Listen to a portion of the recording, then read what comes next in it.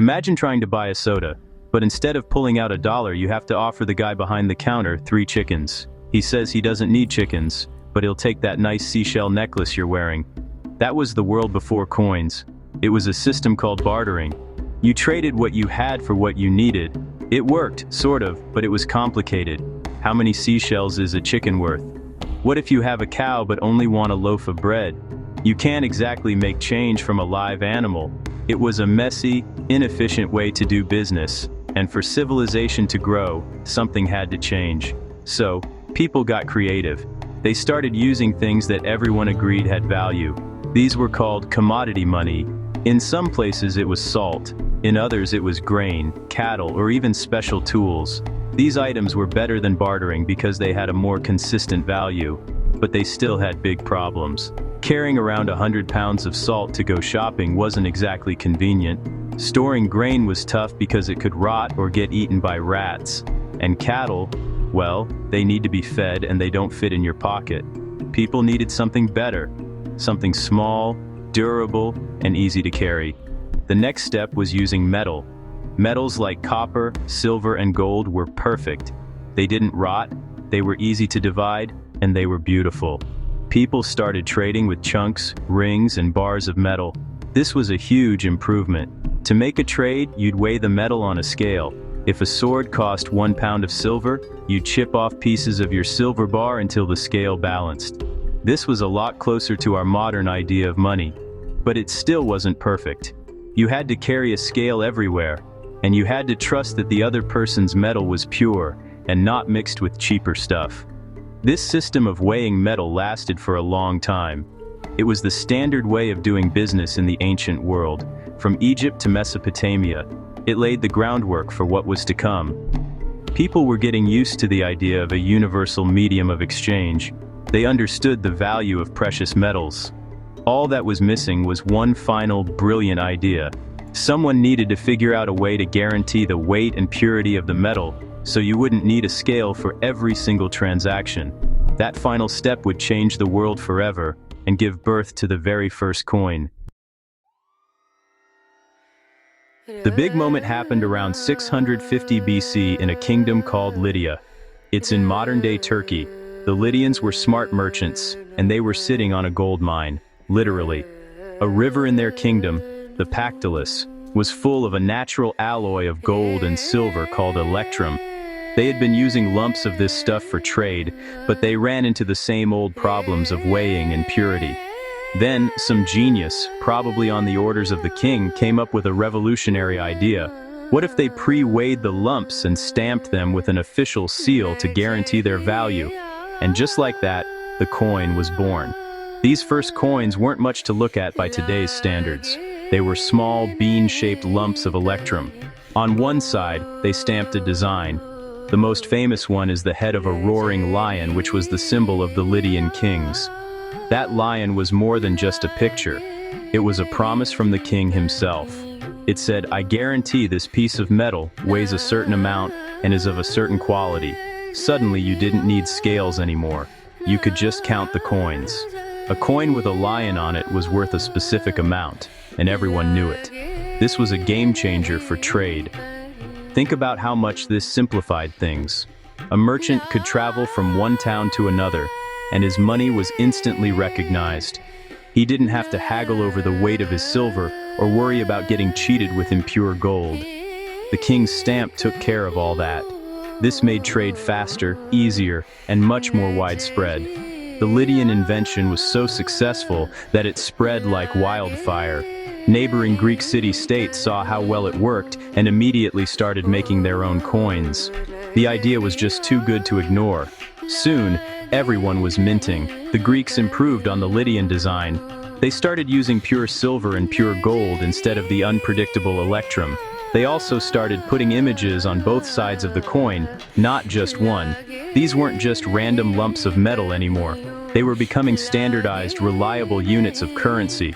The Lydian lion had started a revolution. It was the ancestor of every quarter, dime, and nickel in your pocket today. It all started with that simple idea, a stamp of guarantee on a piece of precious metal. Once the Greeks got their hands on the idea of coinage, they took it to a whole new level. For them, a coin wasn't just money. It was a tiny billboard, a piece of propaganda you could carry in your pocket. The early Greek city-states, like Athens and Corinth, started stamping their coins with symbols of their city. Athens used the owl, a symbol of their patron goddess Athena, and a sign of wisdom. Corinth used Pegasus, the mythical winged horse. When a trader saw a coin with an owl on it, he knew it came from Athens and that it was good, solid silver. It was branding, ancient style.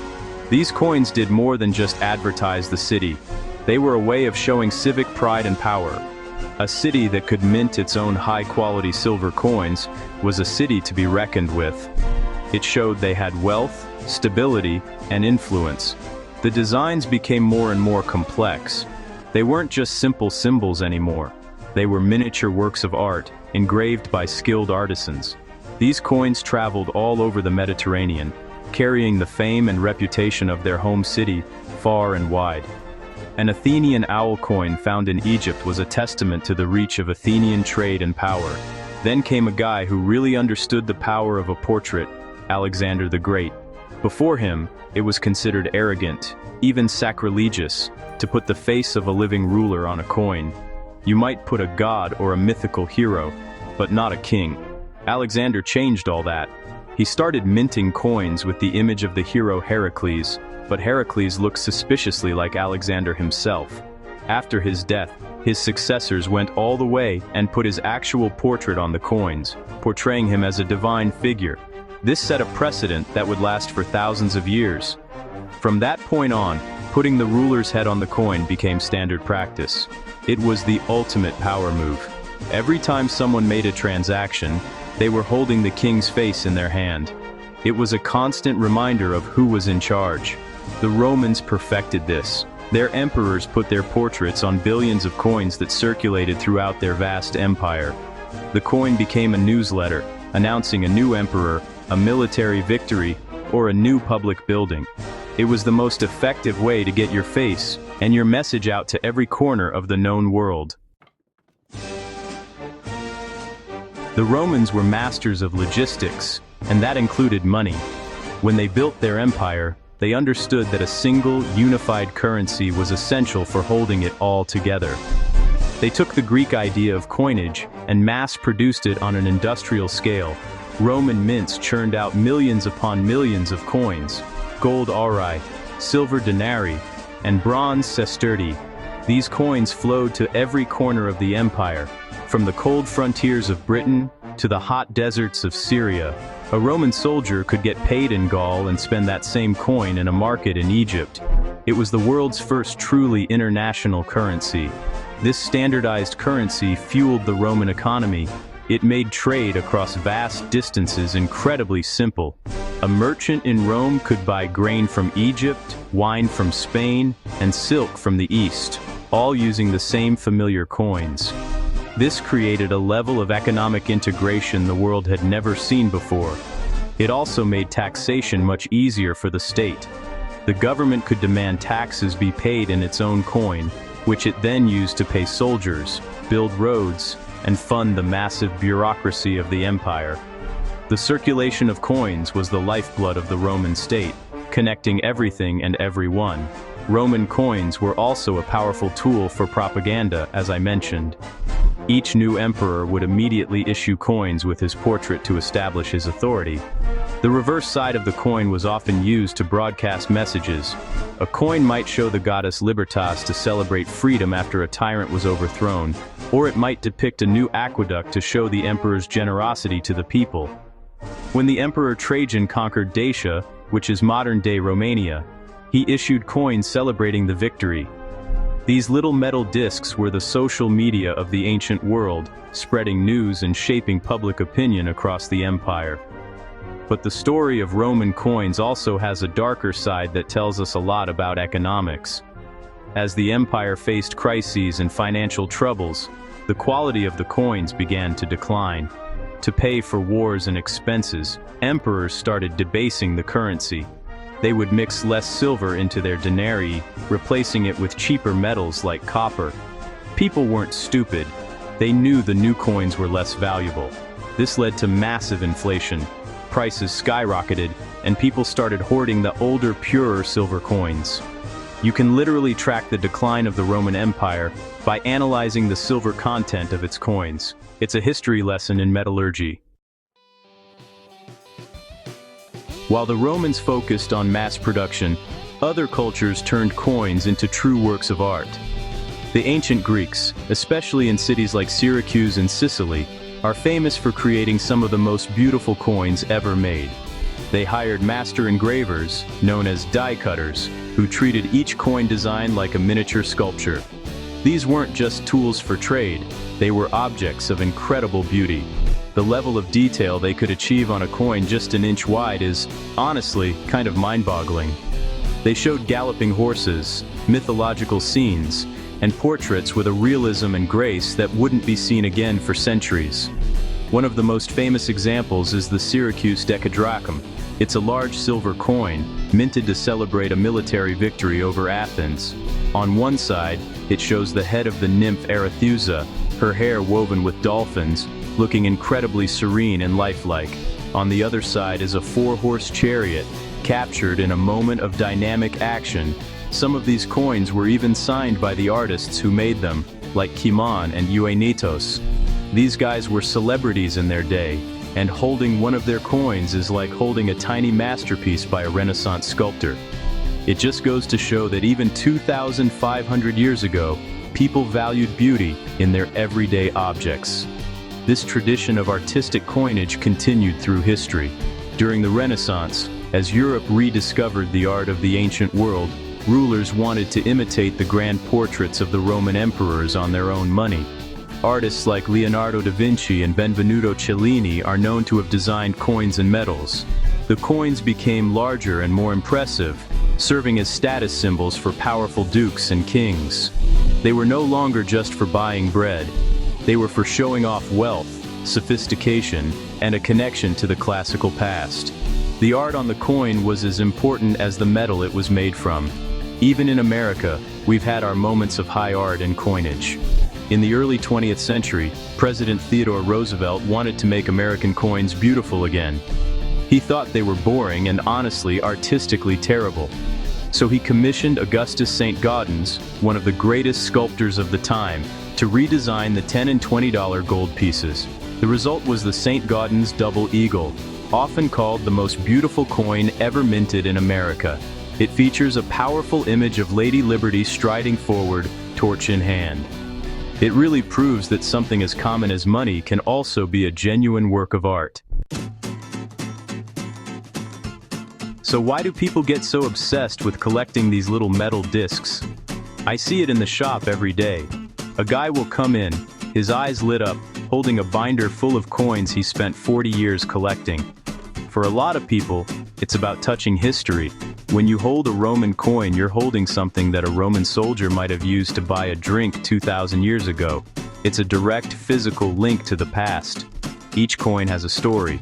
Who held it? What was it used to buy? Where has it been? It's like being a detective, piecing together a story from a single small object. For others, it's the thrill of the hunt. It's about finding that one rare coin to complete a set. Coin collecting, or numismatics as it's properly called, is like a massive treasure hunt. You might be searching for every quarter minted in every year from the Denver and Philadelphia mints. Or you might be trying to find one coin from every Roman emperor. It gives you a goal, a mission. You can look for coins in your pocket change, at flea markets, in pawn shops, or at big auctions. The feeling of finally finding that one missing piece you've been searching for years is an incredible rush. And of course, there's the investment side of it. Let's be honest, people collect coins because they can be worth a lot of money. The value of a coin depends on a few key things: rarity, condition, demand, and historical significance. Rarity is simple supply and demand.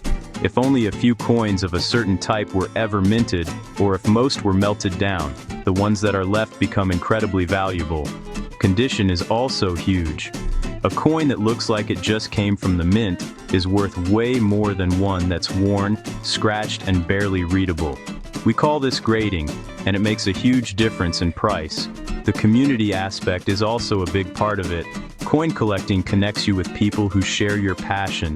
There are coin clubs, conventions, and online forums where people trade stories, show off their finds, and help each other identify mysterious coins. It's a hobby you can do by yourself, but it's also a great way to meet people from all walks of life. Whether you're a kid starting a collection of state quarters or a serious investor chasing million-dollar rarities, you're part of a tradition that goes back centuries. It's a hobby that's both educational and potentially profitable. What's not to love? Every collector dreams of finding that one legendary coin, the holy grail of the hobby. And there are some coins out there with stories so wild, they sound like they're straight out of a movie. Take the 1933 St. Gaudens Double Eagle. I mentioned how beautiful these coins are. Well, in 1933, the United States was in the middle of the Great Depression, and President Franklin D. Roosevelt took the country off the gold standard. He ordered all the newly minted 1933 Double Eagles to be melted down before they were ever issued. Almost 500,000 of them were turned back into gold bars, but a few, maybe around 20, escaped the mint. It was illegal to own them, and the Secret Service spent decades hunting them down. One of them ended up in the collection of King Farouk of Egypt. After he was overthrown, it disappeared for decades before showing up in New York. After a long legal battle, that single coin was sold at auction in 2002 for a staggering $7.59 million. Then it sold again in 2021 for $18.9 million, making it the most valuable coin in the world. All that for a coin that was never supposed to exist. It's the story behind the coin that gives it that incredible value. Another amazing story is the 1804 silver dollar. It's known as the king of American coins. Here's the crazy part. No silver dollars were actually minted in 1804. So why do they exist? In the 1830s, the United States government wanted to create special proof sets of coins to give as diplomatic gifts to foreign rulers. They decided to include a silver dollar from every year they were made, but they had stopped making them in 1803. For some reason, the mint officials got confused and thought the last year was 1804, so they created a few special dollars and stamped them with the 1804 date. Only about 15 of these are known to exist today, and they sell for millions. Then you have coins that are valuable because of a mistake. These are called error coins, and collectors go nuts for them. One of the most famous is the 1955 double die Lincoln cent. On a small number of these pennies, the die used to stamp the coin was misaligned during its creation, causing all the letters and numbers to appear doubled. It's a very noticeable error. People started finding them in their change from cigarette packs, which cost 23 cents back then. Today, depending on the condition, one of these pennies can be worth over $1,000. It's a great example of how a small mistake at the mint can create a big treasure. Coins and pawn shops have a long history together. It's a natural fit. For centuries, when people needed cash fast, one of the most reliable things they owned was money itself, in the form of gold and silver coins. Think about it. Before banks were on every corner, if you had a family emergency, where did you go? You went to a moneylender, a pawnbroker. And what was the easiest form of collateral? A gold coin had a clear intrinsic value based on its weight and purity.